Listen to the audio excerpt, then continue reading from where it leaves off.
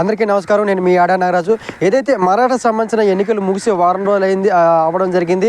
అదేవిధంగా ఎవరు ముఖ్యమంత్రి అనే అంశం మీద కూడా చాలా తీవ్రంగా ఉత్కంఠ భరితంగా ఈ వారం రోజులు గడిచిందని మనం చెప్పుకోవచ్చు. అయితే ఒకసారి షిండే గారు ముఖ్యమంత్రి అవుతారని చెప్పి మొదటి నుంచి ప్రచారం చేయడం జరిగింది. అలా కాకుండా బీజేపీకి 132 స్థానాలు వచ్చాయి కాబట్టి దేవేంద్ర ఫడ్నవీస్ సీఎం చేస్తారని చెప్పి ఒకవైపు ప్రచారం చేయడం జరిగింది. అదేవిధంగా దేవేంద్ర ఫడ్నవీస్ సంబంధించిన ఆల్రెడీ ముఖ్యమంత్రి అని చెప్పి మహారాష్ట్రలో ఫ్లెక్సీలు బ్యానర్లు కూడా కట్టడం జరిగింది.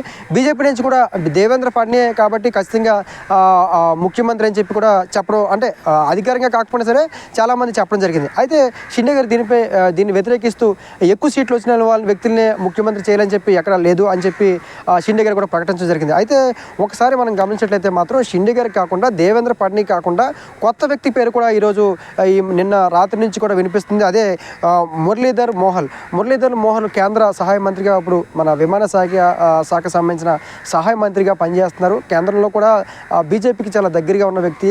అయితే ఇప్పుడు షిండే గారికి కాకుండా దేవేంద్ర ఫడ్నవీస్ కాకుండా మురళీధర్ మోహల్ గారికి ఇచ్చే అవకాశం ఉందని చెప్పి ప్రచారం జరుగుతుంది.